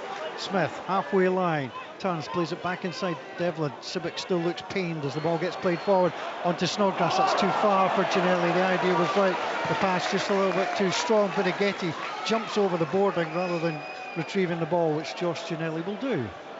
Well, if you get back to the challenge, I thought Sibic was very, very much a gentleman, because he could have went down and made much more of that challenge from Fletcher. It was a little bit out of control of his run. It was rash. He did catch him. He hasn't hurt. They're both shaking hands. I think it's brilliant sportsmanship from both of them, but in particular Sibic, because he could have made much more of that. I think they're going to look at this because the referee is holding up to say there's a problem. Now he's going to say come over. So I think they just double checked that back at VAR headquarters, Alan Muir, and decided there was to be no problem. Those are the ones I don't want them to see, looking at again. Yeah. Fletcher's been excellent. He was a man possessor trying to win the ball back. He's just coming a little bit. I thought Sibic could have been a little bit quicker on the ball, Willie, anyway. And then the two of them have come, Fletcher slid in and he's maybe caught him, and the two of them are shaking hands and having a bit of a laugh. It's been a great battle between the two of them since Sibic's come on. Those are the ones you don't want to be brought back and thinking about, has he left it in too late? Because there was nothing in it at all. I'm absolutely with you. The point I was trying to make, though, is if Sibic would have jumped up in there and rolled about, absolutely, there was definitely a yellow card coming out. He didn't do that, and I thought it was really good on his part. That he took it in the spirit that the game has been played. I don't think it's been a dirty game. It's been scrappy at times. There's been a lot of good football played as well, and I thought it was a very sporting gesture from the centre back. Ginnelly just down that time by Ryan Edwards. Again, not much, and it just caught him, but the referee might have thought Hearts were due a little one after the last one, so that was given on the halfway line. Dundee United lead by 2-1. Hibs lead Livingston by 4-0. Nisbet, Kavanagh double from McGuinness. Celtic beat St Johnstone by 4-1. St Mirren 3, Aberdeen 1. It was 2-1, and Aberdeen Scully came up for a corner at the end, unguarded net. Greg Kiltie found his way through as the ball comes into the area, sliding out. Mark Rigetti, just the 10th appearance for Dundee United, he gathers. So with Aberdeen having lost today, Hearts will be looking to put pressure on the Pittodrie club, but they trail by 2-1 here at Tannadice. Ball down the side. Here's Middleton, drifted out the game slightly. Middleton now flips it up to the edge of the area. BH is there. It's a great little ball across. Fletcher tries to get up, headed away by Cochrane. Freeman comes across, lays the ball down. It's picked up by Dylan Levitt, the man whose goal separates these sides at the moment. Back to McMahon, headed away though by Josh Ginnelly, but it runs out of play down below, and it is going to be a throw-in. This is Hearts' 100th official trip to Tannadice. 87 in the league prior to today, 6 in both of the cup competitions. And they get ready to throw this one in, trailing by 2-1. You know, it'd be easy for Dundee United to sit in this lead as well. They haven't done that. You know, maybe Hearts is a little bit deeper. You know, perhaps maybe half a dozen yards or so he's been asked to sit into a midfield, which is good coaching, I think. You know, it's exactly the right tactics. But when they get a chance to go forward, they're certainly releasing players forward, and they're making it difficult, and they're creating opportunities against Hearts. And let's face it, Hearts have got to throw whatever they've got at this as well. That will give them the opportunity to hit in the break as well. You're right. I mean, Hearts is maybe dropping in a little bit, but you see what Middleton and Fletcher are still the two when they break, that they're keeping two up the park, so they're occupying Hearts back three, not letting anyone else join that attack. But I think Dundee United, when they have gotten in the lead in games, they maybe have suffered by being a little bit conservative in the past. Liam Fox will be, you know, keen to keep them on the front foot. Hearts have lost the first goal in the league now 11 times. They've won twice. They've come back on St Johnstone and Ross County. They did draw level today. As the free kick is given on that far side. Freeman just catching through on Cochrane. But Dundee United got the goal back a couple of minutes into the second half. Dylan Levitt with a goal. That's what separates these sides here on BBC Radio Scotland on Christmas Eve as Craig Gordon steps through his goal. Tremendous save to deny Stephen Fletcher, and Dundee United going 3-1 ahead. He's stepping to the left-hand side of the penalty area, looking to drive the ball forward. Everybody's tilted to the Dundee United right-hand side. It's launched long. Hume read the header, plays it forward towards Fletcher. Fletcher won it, then got caught there. As the ball continues, Fletcher's gone down. Hearts have the ball, play on, and now it's going to be moved forward by Snodgrass. Fletcher remains down. Ball comes forward. Ginnelly has it. Ginnelly, he's been told by the Hearts players and bench to keep the ball in as Snodgrass gathers. Now trying to drive forward. Dundee United were distracted momentarily, but they have to defend with 10. Ball out wide onto the far side. Mackay round the corner looking for Cochrane. It's going to come through to the goalkeeper, who's taken a touch. He's just standing by the ball. Shanklin comes across, makes him pick it up. Everybody's complaining to the referee, and the referee said, get on with it. Well, the goalkeeper just let the ball go out of play. He can see Fletcher's down. He picks the ball up and then he points to Fletcher after stopping the ball out of play. Let it go out of play. Do you know what? Hearts have no obligation to put that ball out of play there. There's not a head knock. Fletcher did get. Do you know what? Dundee United are probably more aggrieved because it was possibly a foul on Fletcher in the bit of the play that happened. But they've no reason. They don't need to put it out. And he's going to need a bit of treatment, Stephen Fletcher. But you know, go and attack, and then like you say, well, Mark Rigetti, just let it go out, and you'll get your treatment. You won't have to give Hearts the ball back now.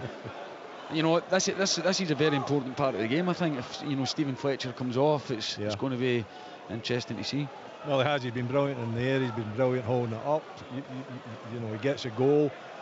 He's had another magnificent effort, hasn't he, as well, that only Craig Gordon perhaps could save.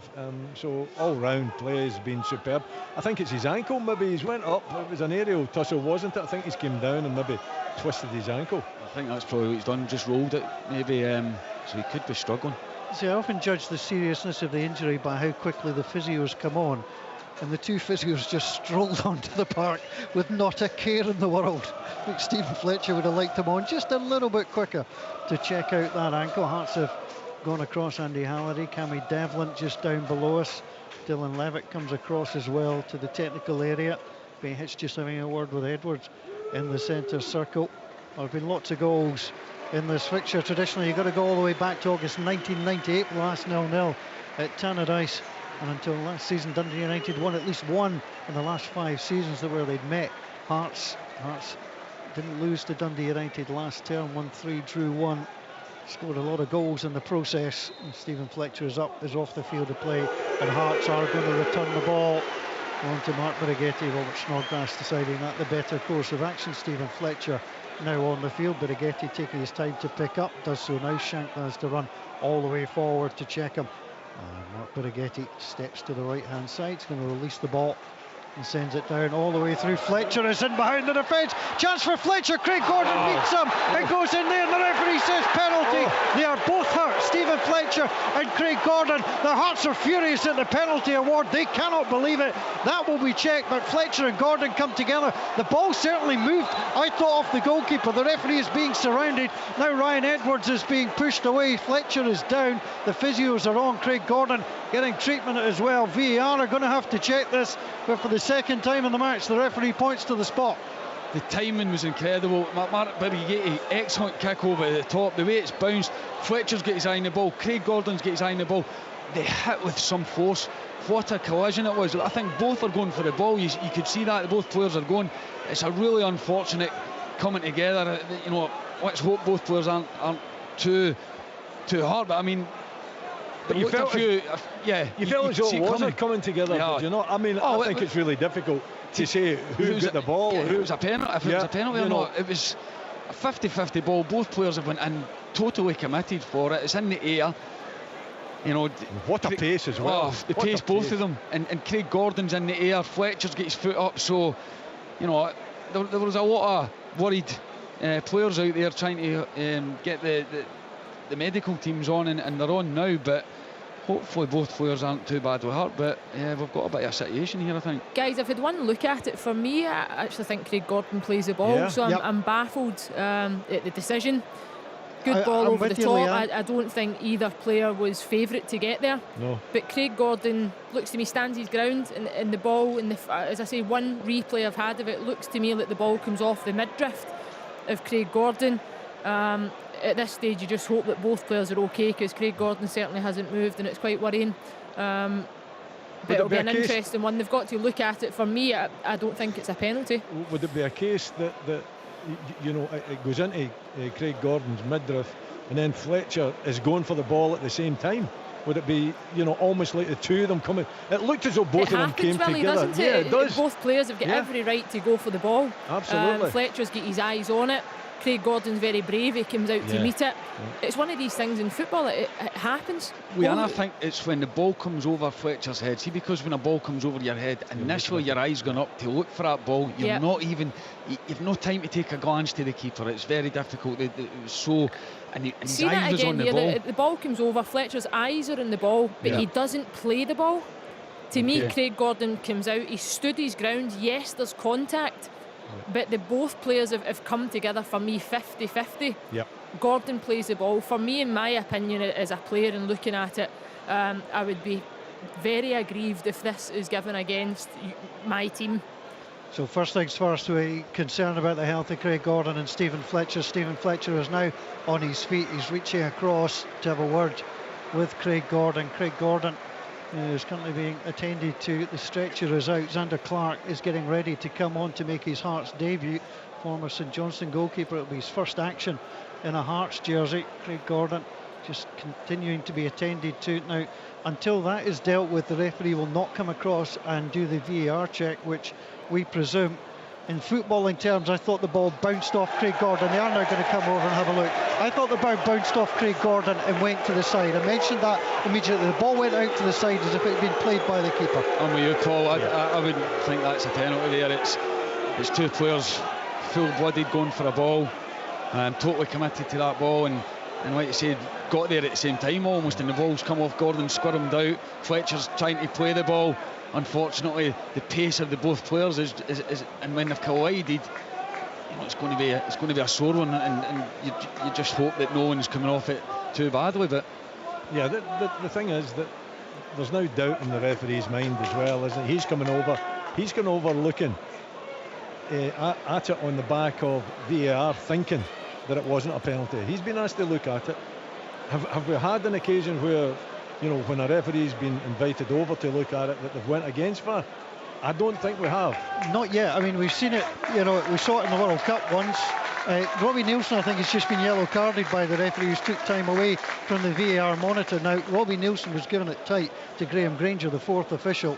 Absolutely no doubt about that. He was very, very unhappy. Now everybody's looking at the monitor. You can see the Dundee United backroom staff looking at the monitor. You're not supposed to look at the monitor, but that's the temptation. It's there if you can see it. I think this is going to be overturned. Yeah. Hearts' bigger problem at the moment is that their number one goalkeeper and Scotland's number one goalkeeper is going to be carried off here. I mean, there was no quarter asked nor given for Stephen Fletcher and Craig Gordon coming through. It looks a bad one. You just don't know how bad it is, or and as far as Craig Gordon is concerned, what he's actually injured here. Because it was just the two bodies coming together. It was just a huge collision, just to the left-hand side of the penalty spot. And Craig Gordon obviously came out the worst, but Willie, if I can just come in, looking at the still again here, Craig Gordon, as he comes out, jumps, both feet leave the ground. Now what we're discussing in the studio is that if a defender leaves the ground in that manner, would it be a penalty? Now I think what he does is he jumps, he tries to make himself big and a bigger target to protect the ball, as a goalkeeper does. The same way if you come for it mid-air and they come up with the knee high, they get away with a lot of things, goalkeepers. I think Craig Gordon's tried to make the save, but it'll be interesting how they view the fact that both feet have left the ground. So the referee walked us out, he's made the signal, no penalty. There is no penalty awarded, but Hearts are going to lose their goalkeeper, Craig Gordon. He's going to be stretchered off. There's one of these orange casts that has gone round his right leg. Xander Clark will come on. His first action with Hearts goalkeeper will not be to face a penalty kick. Stephen Fletcher too is limping off. His day may also be done, but Hearts, and they watch on. Scotland's number one goalkeeper, Craig Gordon, appearance number 277 for Hearts, ends, and Xander Clark gets ready to come on.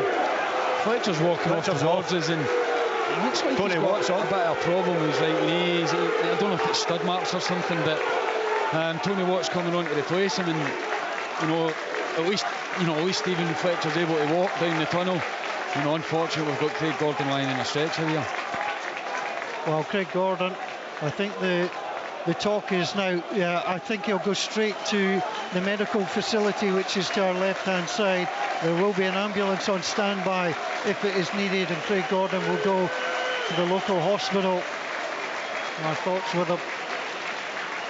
It's his right leg that's in a protective boot, so that's a problem there. And Stephen Fletcher's walking, but very gingerly walking towards the dressing room as well, so he's obviously been hurt too, but it's a goalkeeper that's come off the worst. Well, Xander Clark, all in pale blue, makes his Hearts debut. First goalkeeper used by Hearts this season. Ross Stewart played once, and Hearts are thinking about multiple changes as well. That looks like George Grant down there, Alan Forrest as well, so more changes coming. And obviously more additional time will be played in this one. Robbie Neilson has shed the jacket and is out. Robbie Neilson, a close crop haircut, I think we'll describe that for Robbie Neilson as he wanders back to the technical area. Remember, he was booked in all of this as well. Elsewhere today, Hibs 4, Livingston 0 is the latest from Easter Road. Celtic defeating St Johnstone by 4-1. St Mirren 3-1 over Aberdeen. Hearts are making the changes, just the numbers to come up. Sandy Halliday is being withdrawn. That's the first number. Sandy Halliday is off. George Grant is on. Alan Forrest. Cammy Devlin is trotting over, and he's going to have a word as well. And he is off the field also. Willie Miller and Craig Easton alongside me. It's a long break for the players. You've got to keep yourself warm, keep yourself alert, keep yourself going. Absolutely.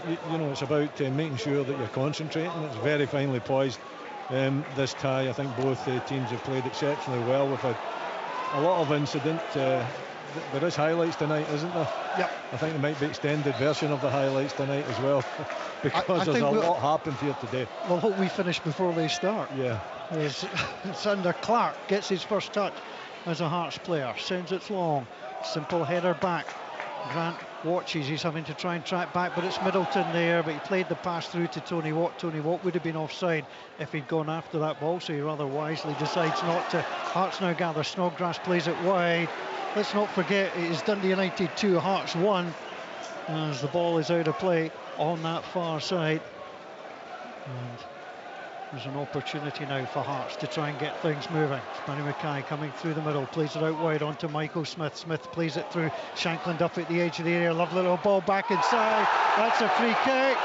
Going down was Barry Mackay. The referee said no. The ball comes out wide onto Cochrane. Ball into the middle, missed by 2 defenders. The third got it away, comes outside the area. Hearts thought they had a free kick. Now the long ball gets played forward. Kyle Rose will get there all the way back to Zander Clark. Zander Clark will send it out on that far side. More action at Easter Road. Stuart Kettlewell. Yeah, there's all sorts going on here, Paul.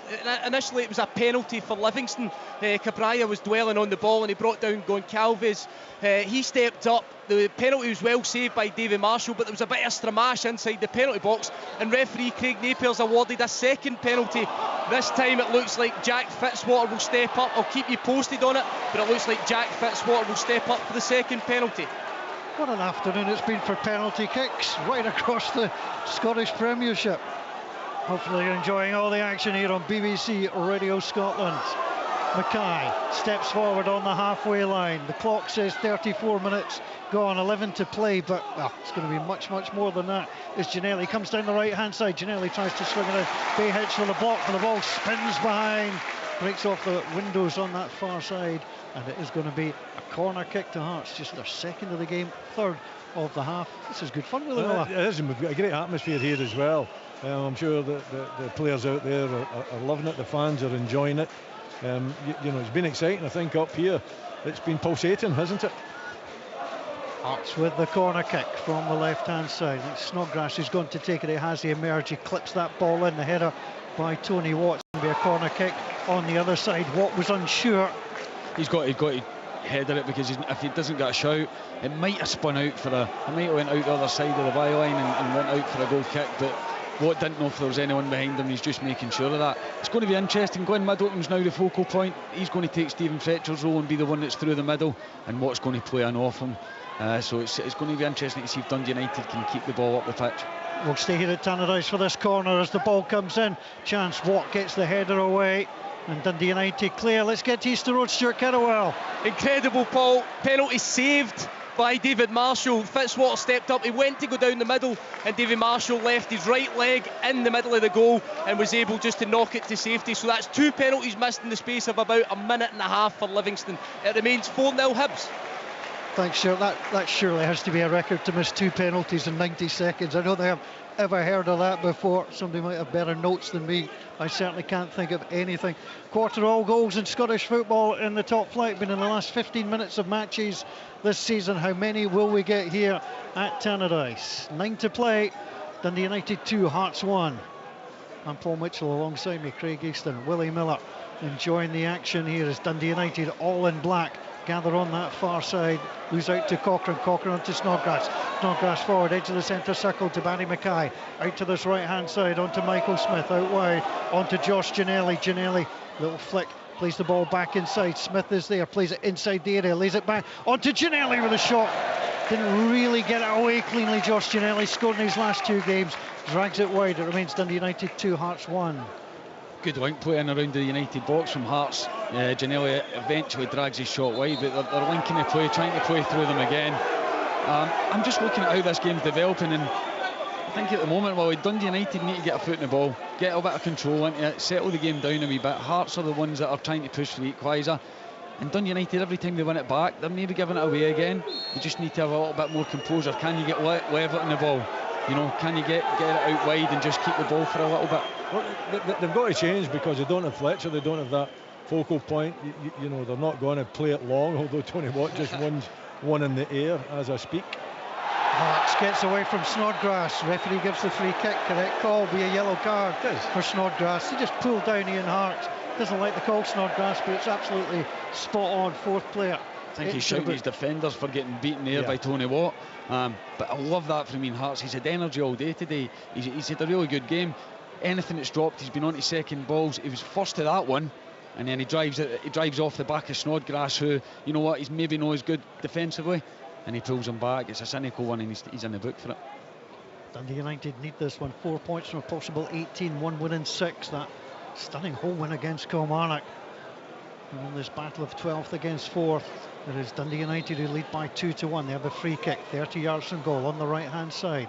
Little step over, Dylan Levitt plays it in. Shanklin hooks the ball over his shoulder, breaks back to Arnold Doom, whose shot ends up wide of the penalty area and comes out. I call it a shot. I mean, I was trying to be kind. He was never getting it away from there. It's not actually on for a shot. No. Or if it is, then it's probably his left foot and not his right foot. He's kind of swung his right foot at it. There's no way that it's going to go anywhere near the goal. But he's not that type of player, is he? Really holding midfielder, and he's done a very good job for United in that deep line midfield possession. Tony Watt's going to get yellow card. He just pulled the jersey of Michael Smith. Michael Smith was facing his own goal, arguably inside the Dundee United half. Not quite sure why Tony Watt felt the need to drag him back there. Drag him back, then kick the ball away. So book him. It was either for it could have been for either one of them. Well, he's lucky it wasn't for both. Here's Michael Smith now standing over the free kick. Robbie Nielsen's got the jacket back on. Do you know what, it's a frustrating one as a manager. He's done his job, he's put pressure on the ball, you've stopped the play, you've delayed Hearts, you've done exactly what we're wanting you to do. Now you give them a chance to build again. Ball played down the side. Josh Ginnelly has the pace to keep that in, plays it in first time. Edwards hooks the ball away, claimed it came off Shanklin's hand when he sent the ball forward. Opportunity for Watt to bring the ball down. Levitt plays it through, his little deflection. Xander Clark races from goal, gets it low, and it's clipped away by Toby Sibic. And now it's gathered by Hearts. Good play. George Grant out wide onto Shanklin. Tried to play it first time into Ginnelly. It's blocked away by Behich just in front of the Hearts fans who are down below us. There were 10,000 inside this ground. Dundee United leading by 2-1. Hearts looking dangerous. George Grant round the corner to Ginnelly. Standing on the touchline, plays the ball back, works the little 1-2, tries to go in the area, wipes out Scott McMahon. That's a free kick to Dundee United. The referee didn't see it. Dundee United clear. Kyle Rolls will gather, just gets it away from Tony Watt and no more. Now back on to George Grant. Grant tried to drive his way forward. The good play again by Hearts, wins the ball forward. It comes onto Tony Watt from Dylan Levitt. Watt holds up, he's been forced back and then hooks the ball away and back round the corner. It's picked up by George Grant again, when he started his career in Nottingham Forest. Scored against Dundee United. This is only Hearts' goal as Hearts played out wide onto Josh Ginnelly, outside the area onto Lawrence Shanklin. Shanklin gets the ball across, turned away, comes back to Shanklin. Shanklin goes past his man, tries to get it clipped over Edwards. Edwards puts his back into the ball to knock it behind. Terrific effort from Shanklin. Good defending, Dundee United. Well, I guess a couple of opportunities at it, Shanklin, doesn't it? And you know, just so many bodies there. Ginnelly again, I mean, you know, his pace is really difficult to control, isn't it? And he goes, you know, towards the byline, plays it into Shanklin, and Shanklin gets it 2 bites at it. The first one blocked, the second one blocked as well, but it's just waves of attack over the last few minutes for Hearts. Snodgrass plays the ball in, headed wide. It was Toby Sibic who was up 5 yards from goal, but he was standing to the side of the post and almost hit it just directly the way he was facing. What United need, what they need is an outlet, some kind of an outlet. You know, because Hearts are going for it. They're obviously egged on by the fans that are making a lot of noise down here. The manager too is insisting that they go forward, so they're throwing bodies forward. And United are struggling to cope with it, which you would expect, because, you know, Hearts are still trying to, you know, get something from the game. And what United don't want to do is just be parked in the box. Sitting deep, yeah, you don't want to be sitting and defending the box all the time. Goalkeeper taking his time, so he's going to get yellow carded. That's more paperwork for the referee. That's 6 yellows plus the one for Robbie Nielsen. That one comes with 42 minutes on the clock. Dundee United haven't beaten Hearts since February 2016. Guy Demel and Paul Payton, the goal scorers on that occasion. Ross Graham's getting ready to come on. It's as his BH. He's got a little problem with his calf. I thought it was maybe just cramp, but I don't know, it might be a little bit more than that. He played a lot of minutes in the World Cup and he was excellent there. He was superb, actually. Yeah, he did really well. He was Australia impressed. Here's George Ginnelly, Hearts trailing by 2-1 at Tannadice. Ginnelly comes forward, clips the ball behind him into Grant. Grant under some pressure from Levitt, who's played so well, into Snodgrass, back to Ginnelly, centre circle. Out it comes. Kai Rolls on to Cochrane. Cochrane will play it out wide. Hearts trying to find Forrest, really first involvement in the game. Here comes Ginnelly, 35 yards from goal, 30 on his back. Plays it back to Snodgrass. Snodgrass on the out. Shanklin tried to find the header just a little bit too high. The ball drifts behind, and it remains Dundee United 2, Hearts 1. That's twice. Now that the game is developing, Snodgrass is getting a little bit of time to get his head up with that left foot. He's played 2 diagonals. The first one was to Ginnelly, when he nearly got in. The second one there, I think it was Shanklin just drifting off the back. He plays it really well with that diagonal. Dundee United players are all looking at the ball.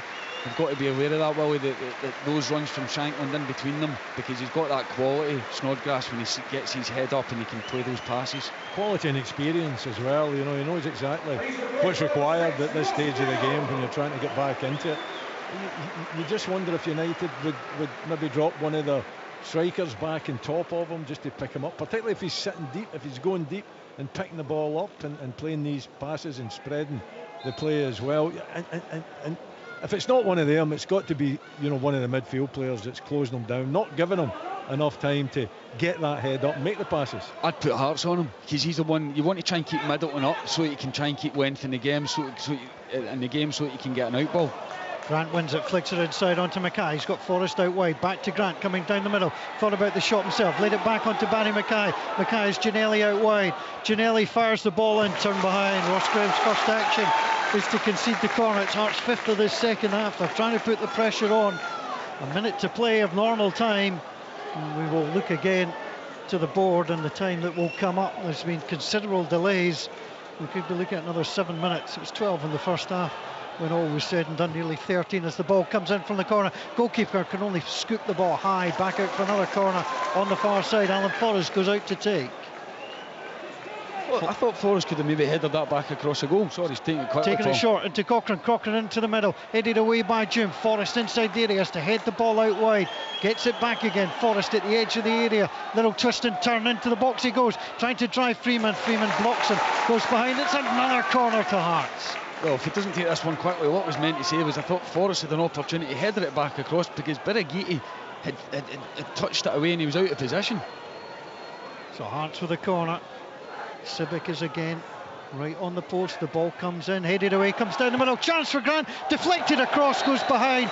It's another corner. I thought that came off Grant. The shot was from Forrest at the edge of the area, but the referee decided it came off the Dundee United defender. Final scoreline from Easter Road Stadium in Edinburgh: Hibernian 4, Livingston 0. Livingston had won the last 4 against Hibs. Ball comes in from the corner, the goalkeeper comes to get it. It's McMahon who gets the header away, breaks into the area, the touch and the turn by Ginnelly, sends it wide. No corner that time. It's a goal kick. Dundee United have survived the 90 minutes, or if you had the 45 and 45 together. Let's see, it's another 7 minutes to go. Well, it's surprising it's not longer than that. I thought it would have been double figures, but it's not, you know, because we've had so many interruptions. You know, and VAR taking, you know, centre spot again as well. But, you know, it is what it is nowadays. I don't know what the referee's got in his hand right enough. He's having to pick something up. And so the referee's coming across. Not a clue. I'm trying to see what, I think it's a pair of gloves. Yeah, a pair of gloves. Who were handed back to Robbie Nielsen. Robbie Nielsen went, don't want them. Threw them away. 2-1 Dundee United. What an afternoon. We've had 2 penalties awarded by the referee, understandably so, and then overturned by VAR. And as the ball comes back, Sibic onto Clark. Clark just gets that past Middleton and no more. Hearts start the attack on the far side. Ball back inside onto Snodgrass. Cochrane wanted it back. It will come out onto this near side, onto Michael Smith. United leading by 2-1. Now it's launched long, looking for Ginnelly. McMahon with a header outside the box. George Grant, lovely little flick back inside onto Shanklin. Into the area as well. He leads it off onto Michael Smith. Good tracking back by Scott McMahon. Gets the ball away. Toby Sibic under a little bit of pressure from Tony Watt. Wins it on the halfway line. Drives his way forward. Wants to be careful. He has been yellow carded as the ball comes back on the inside by Sibic. Gets applause from the Hearts supporters. Now Snodgrass from right right to left it goes, onto that far side. Cochrane plays it into the middle, man goes down, Shanklin went down, penalty is given! Ross Graham was up against him, and the referee points to the spot. Hearts have a penalty kick in stoppage time. Well, it's a good cross in, there's no doubt about it. Is it Cochrane that plays it in, and Shanklin and Graham, they're together. But you see that all the time, don't you? I'm not sure how much contact, there was contact, not too sure how much contact. Is he dragged to the ground? Does he go down early? Not too sure. What do you think, Craig? I think Shanklin's felt contact and went down very easily. I think what VAR is going to show, and what Leanne might be saying, is a deft touch from Ross Graham, just nudging where is he? And Shanklin feeling it and just falling to the ground. That's what I think. That's what it looked like on first look. Surely they're going to check this one. Yeah, Leanne Crichton is our VAR. That's to come into the studio today. A nice quiet day inside the studio. Yeah, at least there's not been too many penalty decisions to discuss today, huh?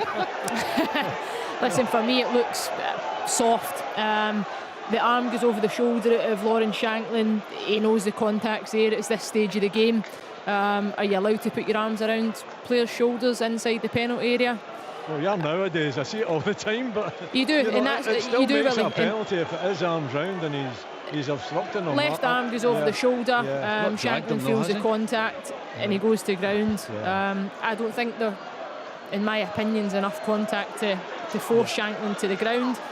But the reality is that if at times you don't go down as a player, you don't get the decision. You know, and I think that's where referees, there's probably a grey area at times with the contact inside the box with your hands. Lawrence Shanklin, perfect from the spot this season. 7 out of 7. He's got 14 goals. This would be goal number 15. Up against Mark Meneghetti, the 31-year-old Aussie, 6'2", stands all in purple this afternoon, stands behind his line. Shanklin waits, starts the run up, jogs, sends it forward, sends the goalkeeper the wrong way, and Lawrence Shanklin equalises for Hearts. Dundee United 2, Hearts 2. I mean, he struck it extremely well. He put the goalkeeper the wrong way. Totally confident. The little slow run up, and then the burst towards it and smashing it towards his right hand side. Goalkeeper dives the other way. It's a fabulous penalty. Listen, I don't know if I can cope with the last 7 minutes of games because I've been put under pressure with the Rangers Aberdeen game, and it looks as though I'm going to be put under pressure yet again. I think Santa's going to leave you something nice in your stocking overnight. You'll be fine. Sports Sound, BBC Radio Scotland. What an afternoon it has been. Celtic 4, St Johnstone 1. St Mirren beating Aberdeen by 3-1. Hibs defeating Livingston by 4-0. And now Dundee United and Hearts 2 apiece. Hearts, well, they scored 2 or more in all 4 last season against Dundee United, and they scored 4 at Tynecastle earlier this season. Now it's another double against Dundee United. It is a fixture that brings a whole pile of goals. As a flare's been thrown on to the field, they've brought on the sandbox to try and get rid of it. They're taking their time. Now the flare is in the box. It sounds like code for something, but the flare, now they're going to get a second person to come in to get the grabber. I'm trying to think what we haven't seen here this afternoon. We've seen just about everything. It's been a remarkable game. 2 teams going forward, wanting to win it. And is there a twist in the tail? Forward by Dundee United, all in black. Tony Watt heads the ball out of play. Now Michael Smith gets ready to throw it, and I'll tell you what, the manager's interviews from this one are going to be fascinating. As Sibbick's given the ball away to Tony Watt. Tony Watt down that far side, plays it off Sibbick to earn the corner. Robert Snodgrass yells at Toby Sibbick, but Dundee United, Craig Easton, second corner of the second half. Sibbick just getting a bit slack, just deal with it and then deal with what you've got. The ball's there, you had a little bit of time, deal with it. Tony Watt puts him under pressure and wins a corner. Let's Dundee United have an opportunity. Craig Sybil just on the field. The substitute raises both arms, gets ready to strike it, left-footed into the middle, doesn't beat the first man, easily headed away. That is a poor corner kick. Lawrence Shanklin with a header clear. You've got to put that in the box at this part of the game, any time in the game, but certainly, when you're trying to get a winner and you've just been dealt a blow with a penalty with the equaliser, and I'm still looking at that, I'm still not sure there's enough contact on that for me. I understand that Sean Shank was an experienced player, but not enough for me. Ross Graham throws the ball in. Not particularly well defended, but Hearts do get it outside the area. They try and get it away again. Lawrence Shanklin did that run off his hand as the ball gets played back. Dundee United, one or two rather tame shouts for it. Ross Graham heads the ball forward, and now it's out on that far side. Ian Harkes waits for it, gets the header in, but Cochrane is there for Hearts, pushes the ball forward. He wants it back again. It's played in, chance for Alan Forrest.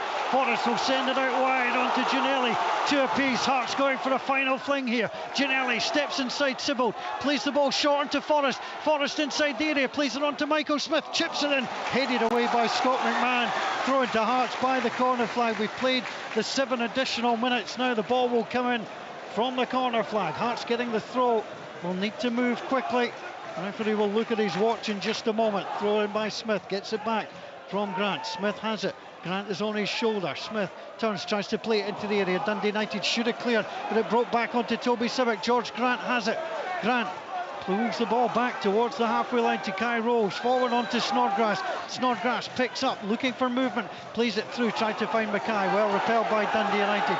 Snodgrass picks up again, comes out wide onto Grant, midway inside his opponent's half. Now back onto Michael Smith. Smith into the middle, takes a deflection off Sibbald though, doesn't get there. Headed away by Scott McMahon. It's a very tired looking header. Arnold Jim gets it away. Now it's flicked on by Tony Watt. Tony Watt got caught there, and that is going to be a free kick on Shanklin. Can't believe it. Looks to the skies, yells, but it'll be a free kick to Dundee United, and that could take the sting out of things.